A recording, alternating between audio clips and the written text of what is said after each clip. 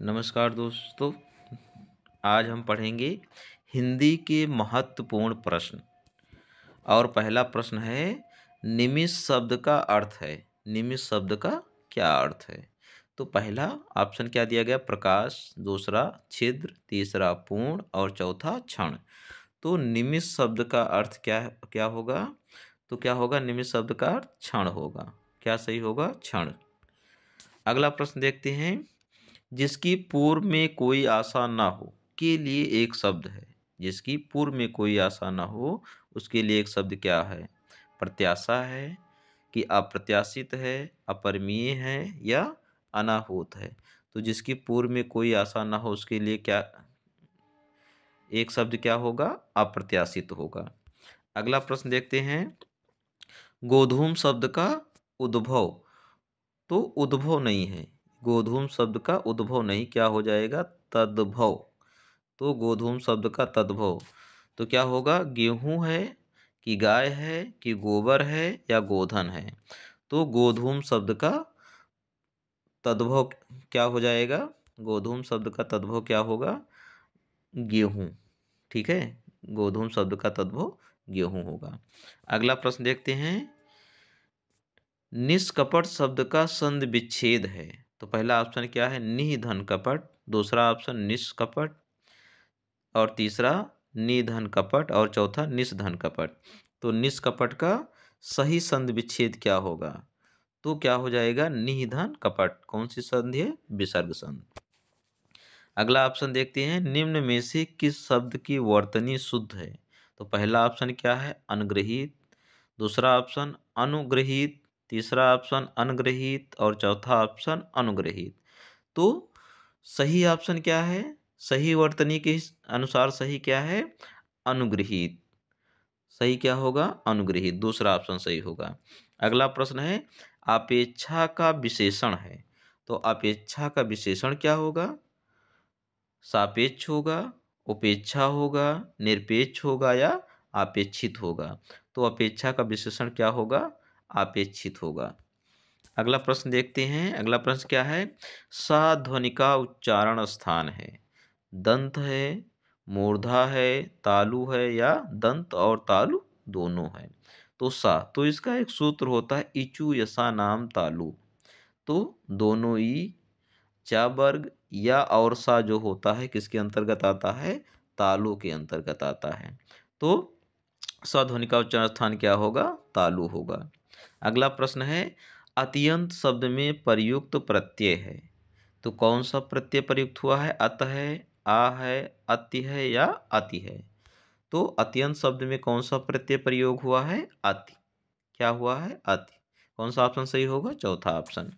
अगला प्रश्न है, उपत्यका का अर्थ होता है। उपत्यका शब्द का क्या अर्थ है? सूर्य जिस पर्वत के पीछे से निकलता है, या दूसरा ऑप्शन है प्राणियों के पेट का एक अंग है, या तीसरा ऑप्शन है पर्वत का शिखर, या चौथा ऑप्शन है पर्वत के पास की भूमि।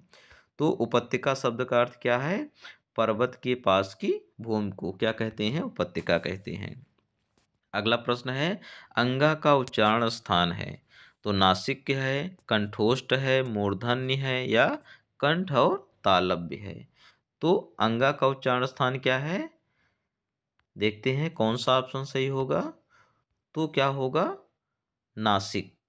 अमंगणना नाम चा नासिका। जो वर्ग के पंचम अक्षर होते हैं उनका उच्चारण स्थान क्या होता है? नासिक को होता है। अगला प्रश्न है, शीश का तत्सम रूप क्या है? शीशा है, शीर्ष है, सिरा है या शीर्षक है? तो शीश शब्द का तत्सम रूप क्या होगा? शीर्ष होगा। क्या होगा? शीर्ष होगा। ठीक है। अगला प्रश्न देखते हैं, चौराहा शब्द में समास है। चौराहा शब्द में कौन सा समास है? कर्मधारय है, या दूसरा ऑप्शन है द्वंद्व है, या दिगु है या बेभाव है? अब बेभाव समास है। तो चौराहा शब्द यानी चार राहों का समूह। तो जहाँ संख्यावाची आ जाए वहाँ से कौन सा समास होगा? द्विगु समास। अगला प्रश्न देखते हैं, आंखों की किरकिरी होना का अर्थ क्या है? आंखों की किरकिरी होना मुहावरा का अर्थ क्या होता है? अप्रिय लगना, धोखा देना, कष्टदायक होना या बहुत प्रिय होना? तो जो आंखों की किरकिरी होना, जो आँखों में किरकिरी के समान लगे, उसका अर्थ क्या होगा? कष्टदायक होना, जो चीज़ें हमेशा कष्ट दे, उसको क्या कहेंगे? आँखों की किरकिरी होना। अगला प्रश्न देखते हैं, हिंदी भाषा में कितनी बोलियां हैं? 15, 25, 18 या 22? तो यहीं पे कंफ्यूज होते हैं। अगर बोली पूछे तो कितनी है? 18, और भाषा पूछे तो 22। तो यहाँ पे क्या पूछा गया है? बोली। हिंदी भाषा में कितनी बोली है? 18 बोली। कौन सा ऑप्शन सही होगा? तीसरा। अगला प्रश्न है, भारतीय युग में निकलने वाली पत्रिका युग्म है? कौन सी पत्रिका युग्म है? तो पहला है कवि वचन सुधा और हिंदी प्रदीप, दूसरा सरस्वती और माधुरी, तीसरा कल्पना और ज्ञानोदय, चौथा नवनीत और ज्ञानोदय। तो भारतीय युग में निकलने वाली पत्रिका युग्म क्या है? कौन सा ऑप्शन सही होगा? तो पहला ऑप्शन सही होगा, कवि वचन सुधा और हिंदी प्रदीप। अगला प्रश्न है, तद्भव पत्रिका के संपादक हैं? तद्भव पत्रिका के संपादक कौन है? लीलाधर जगूड़ी हैं, विश्वनाथ प्रसाद तिवारी हैं, अखिलेश हैं या हरे प्रकाश उपाध्याय हैं? तो तद्भव पत्रिका किसने निकाली थी? अखिलेश। किसने निकाला था? अखिलेश। अगला प्रश्न है, 12 बरस लो कुकुर जिए, और ये ऑप्शन क्या हो गया है? थोड़ा सा गलत हो गया। 12 बरस ले कुकुर जिए, ये इतना, और 13 लो जियो सियार, यह पंक्ति किसकी है? ठीक है, तो यह पंक्ति किसकी है? विद्यापति की है, चंद्रबरदाई की है, नरपत नाल की है या जगनीक की है? तो यह पंक्ति किसकी है? कौन सा ऑप्शन सही होगा? ऑप्शन 4 सही होगा। किसकी है? जगनीक की। ठीक है, किस, इनकी पुस्तक का क्या नाम है? आल्हा खंड यानी परमाल रासो। अगला प्रश्न देखते हैं, निम्नलिखित में से किस देश में हिंदी भाषा का प्रयोग लिखने एवं बोलने में किया जाता है? तो कहाँ किया जाता है? ऑप्शन क्या दिया गया? ऑस्ट्रेलिया दिया गया, दक्षिण अफ्रीका, पाकिस्तान या मॉरिशस? तो हिंदी भाषा का लिखने और बोलने का प्रयोग और किस देश में किया जाता है? तो कौन सा ऑप्शन सही होगा? मॉरिशस। कौन सा सही होगा? मॉरिशस में किया जाता है। अगला प्रश्न, सूरसागर की किस भाषा की रचना है? सूरसागर ने अपनी रचना किस भाषा में की है? अवधी में की है, बुंदेली में की है, ब्रज में की है या छत्तीसगढ़ी में की है? तो सूरदास ने अपनी रचना किस भाषा में की है? ब्रज भाषा में। अगला प्रश्न है, वीरों का हो कैसा बसंत कविता किसने लिखी है? सुमित्रा नंदन पंत, सूर्यकांत त्रिपाठी निराला, सुभद्रा कुमारी चौहान या माखनलाल चतुर्वेदी? तो वीरों का हो कैसा बसंत किसने लिखा है? सुभद्रा कुमारी चौहान ने। अगला प्रश्न देखते हैं, निम्नलिखित में से कौन सा रासो आल्हा खंड के नाम से प्रसिद्ध है? तो पृथ्वीराज रासो, परमाल रासो, खुमार रासो या बिसल देव रासो? तो अभी हमने बताया था कौन सा रासो आल्हा खंड के नाम से प्रसिद्ध है? परमाल रासो। ठीक है, कौन सा है? परमाल रासो। अगला प्रश्न है, रामचरितमानस किस भाषा में लिखी गई है? ब्रज भाषा में, बुंदेली में, अवध नहीं अवधी है या छत्तीसगढ़ी में? तो रामचरितमानस किस भाषा में लिखी गई है? कौन सा ऑप्शन सही होगा? ये इसको अवधी कर देंगे। किस भाषा में है? अवधी भाषा में। अगला प्रश्न, स्वच्छंद में कौन सी संधि है? गुण संधि है, दीर्घ संधि है, यण संधि है या आयाद संधि है? तो स्वच्छंद शब्द में कौन सी संधि है? तो यहाँ पे क्या हो जाएगा? यहाँ व्यंजन संधि है। यहाँ पे क्या है? व्यंजन संधि है। ये सारे ऑप्शन जो हैं वो गलत हैं।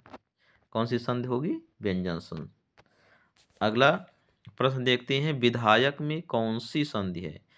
दीर्घ संधि, आयाद संधि, गुण संधि या वृद्ध संधि?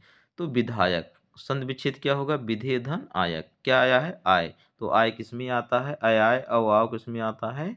कौन सी संधि में आएगा? आयाद संधि में। तो क्या हो जाएगा? कौन सा ऑप्शन सही होगा? दूसरा ऑप्शन। अगला प्रश्न देखते हैं, कामायनी महाकाव्य किसकी रचना है? तुलसीदास की, महादेव वर्मा, सुमित्रा नंदन पंत या जयशंकर प्रसाद? तो कामायनी महाकाव्य किसकी रचना है? जयशंकर प्रसाद की। अगला प्रश्न देखते हैं, चतुर्भुज में कौन सा समास है? द्वंद्व समास है, बहुब्रीहि समास है, कर्मधारय समास है या तत्पुरुष समास? चतुर्भुज, तो इसका समास विग्रह क्या होगा? चार हैं भुजाएं जिनकी, अर्थात विष्णु, तो जहाँ पे तीसरा अर्थ निकले वहाँ पे कौन सा समास होता है? बहुब्रीहि समास। कौन सा ऑप्शन सही होगा? दूसरा ऑप्शन। अगला प्रश्न है, गोदान किसकी कृति है? जयशंकर प्रसाद की, अज्ञेय, प्रेमचंद या फणीश्वरनाथ रेणु की? तो कौन सा ऑप्शन सही होगा? गोदान किसकी कृति है? गोदान और गबन किसकी है? प्रेमचंद की। अगला प्रश्न है, कठिन काव्य का प्रेत किस कवि को कहा जाता है? सेनापति को, चिंतामणि को, मतिराम को या केशवदास को? तो कठिन काव्य का प्रेत किस कवि को कहा जाएगा? कौन सा ऑप्शन सही होगा? तो केशवदास को। केशवदास को क्या कहा जाता है? कठिन काव्य का प्रेत। अगला प्रश्न है, सूर्य उदय में कौन सी संधि है? गुण संधि, यण संधि, दीर्घ संधि या वृद्धि संधि? तो सूर्योदय का संधि विच्छेद क्या होगा? सूर्य धन उदय, यानी आ और उ मिलकर ओ हुआ है। तो ओ किस में होता है? कौन सी संधि में होता है? गुण संधि में। ठीक है, तो सूर्योदय में कौन सी संधि है? गुण संधि है। अगला प्रश्न है, मखमली जूते मारना, मखमली जूते मारना मुहावरे का सही अर्थ क्या होगा? मीठी बातों से लज्जित करना, व्यंग करना, धनी व्यक्ति को प्रताड़ित करना या अपमानित करना? तो कौन सा ऑप्शन सही होगा? मीठी बातों से लज्जित करना। धन्यवाद। यदि वीडियो पसंद आए तो लाइक और सब्सक्राइब अवश्य करिए।